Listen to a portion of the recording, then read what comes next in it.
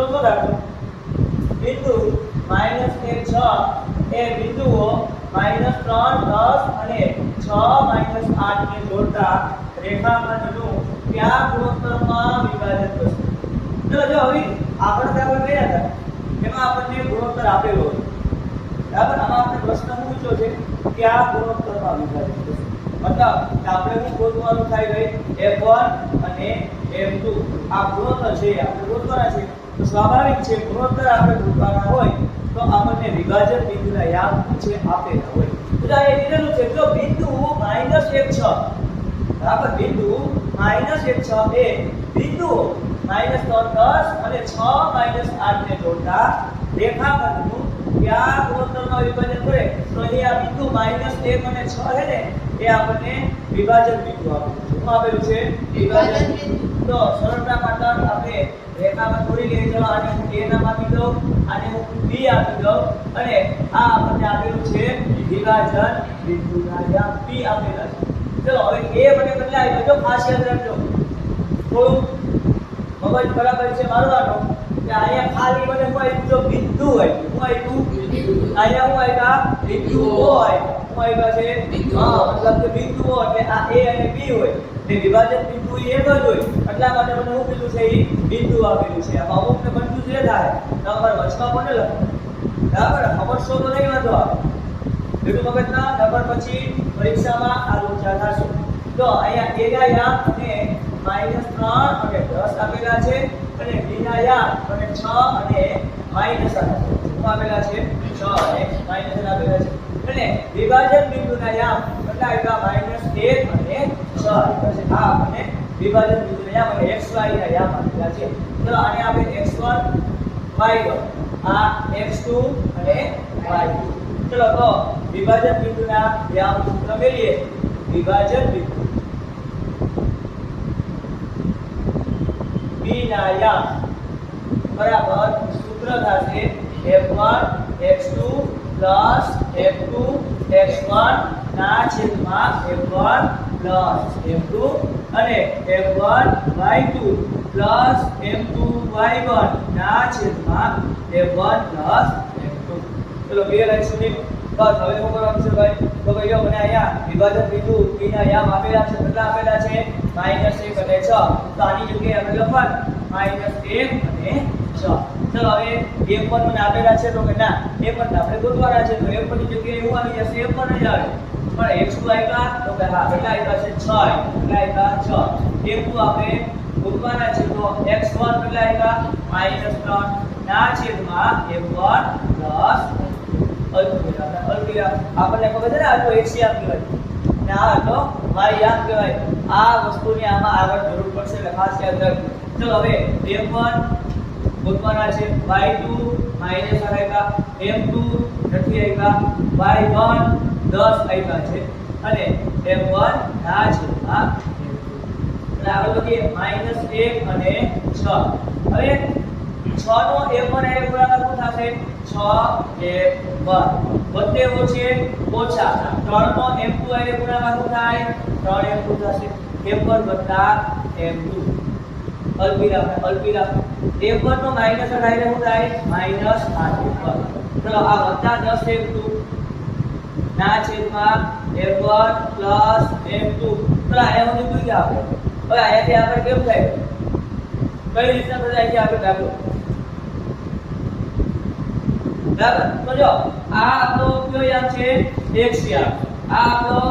y યામ છે એ રીતે આ પણ આપણો x યામ આ પણ આપણો y યામ છે. અહીંયા આપણને બરાબર નિશાની આપેલી છે મતલબ કે આ x યામ અને આ x યામ એટલે આ y યામ અને આ y યામ બેમાંથી કોઈ પણ એક સાથે આપણે સરખાવવું બંને સાથે સરખાવવાની જરૂર નથી. કદાચ તમે આ x યામ છે એને આના સાથે સરખાવો અને આ y યામ છે એને આ y યામ સાથે સરખાવશો તો તમને m1 અને m2 કેવા પડશે સમાન જ પડશે. એટલે આપણે કોઈ પણ એક સાથે સરખાવીએ. ચલો -1 ને હું આના સાથે સરખાવું કે 6 ને હું આના સાથે સરખાવું કોને સાથે સરખાવું બોલો?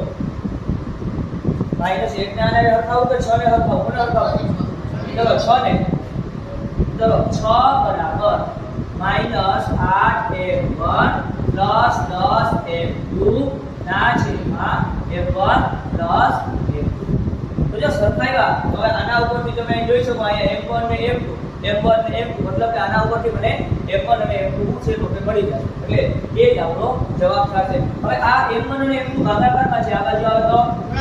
આમ થશે 6 કૌંસમાં m1 m2 બરાબર અહીંયા કેટલા છે -8m1 10m2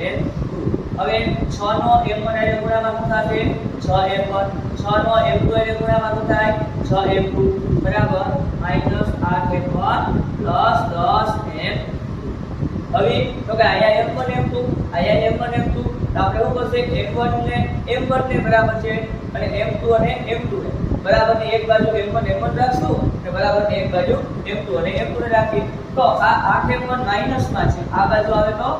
પ્લસ માં થઈ ગયા બે m1 વાળા પદ અને આ m2 છે એ પ્લસ માં છે એ આ બાજુ આવે તો માઈનસ માં બે કેવા પદ થઈ ગયા m2 વાળા ચલો 6m1 માઈનસ આ બાજુ આવે તો 8m1 બરાબર ના બરાબર તો અહીંયા છે 10m2 અને 6 આ બાજુ આવે તો -6m2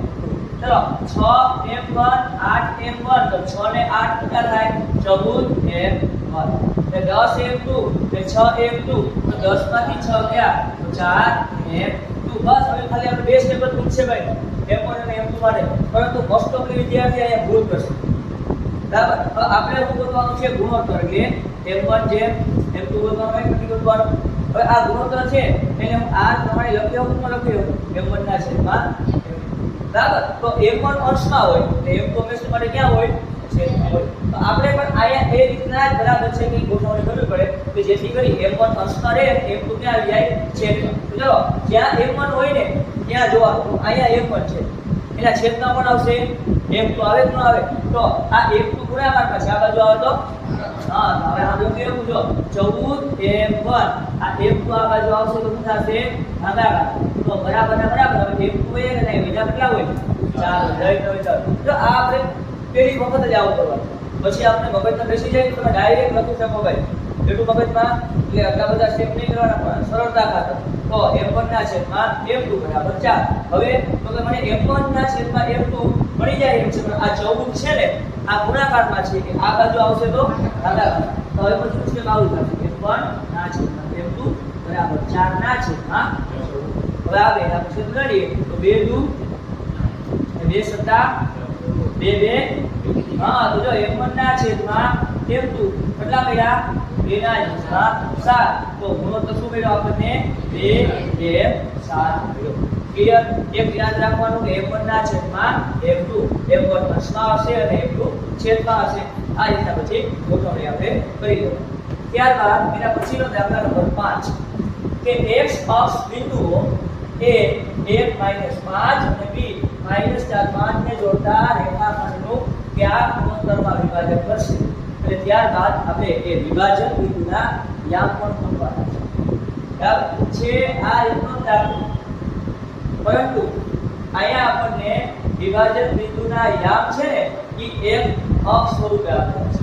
આપણે આગળ સ્વાધ્યાય 7 લેખમાં ભણ્યા હતા કે x અક્ષ ઉપર કયો યામ 0 હોય ભાઈ y યામ 0 હોય કે ન હોય x અક્ષ ઉપર આપણો y યામ 0 હોય અને y અક્ષ ઉપર કયો યામ 0 હોય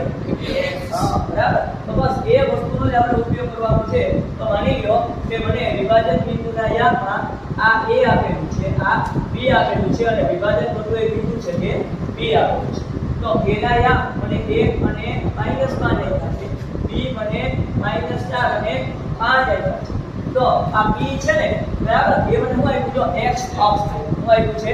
x અક્ષ તો x અક્ષ ઉપરનો કયો યામ 0 હોય y યામ 0 હોય તો x યામ છે આપણે ગોતવાનો છે આપણને અત્યારે ખબર નથી એટલે તમે લાસ્ટમાં પ્રશ્ન પૂછો વિભાજન બિંદુના યામ પણ બરાબર બસ હવે આ જ રીતે ચાલી જવાનું ભાઈ આને હું નામ આપી દઉં x1 y1 આને નામ આપી દઉં x2 અને y2 ચલો સૂત્ર મેળવીએ વિભાજન બિંદુ p ના યામ બરાબર m1 x2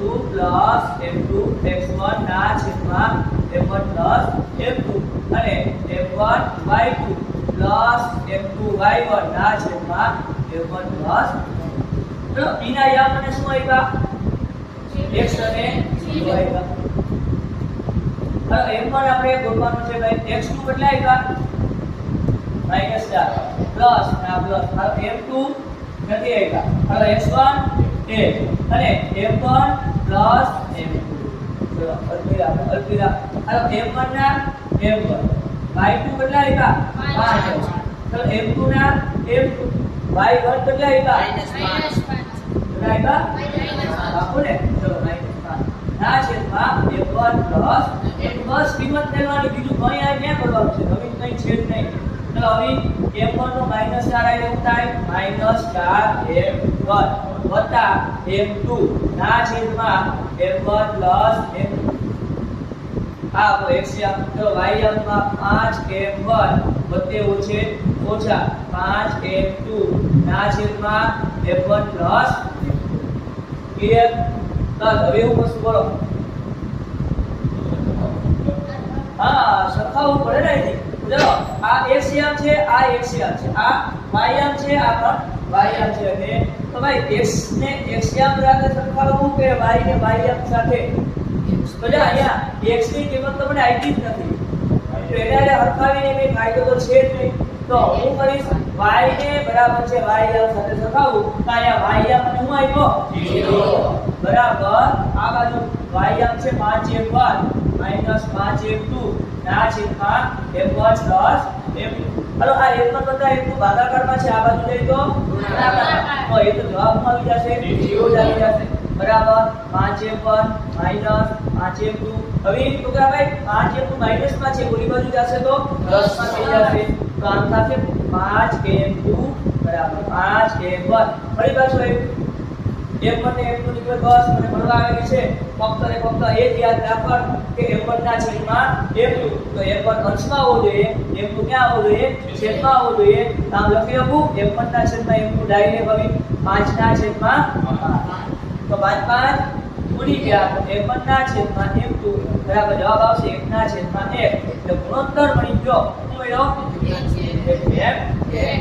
ત્યારબાદ હવે આપણને વિભાજન બિંદુના યામ ગોતવાના છે ભાઈ વિભાજન બિંદુના યામ એટલે આપણો પહેલો દાખલો કે ગુણોત્તર આપેલા હોય એના ઉપરથી વિભાજન બિંદુના યામ ગોતવાના છે ચલો કઈ રીતના થાય વિભાજન બિંદુના યામથી બરાબર બે રીતે થાય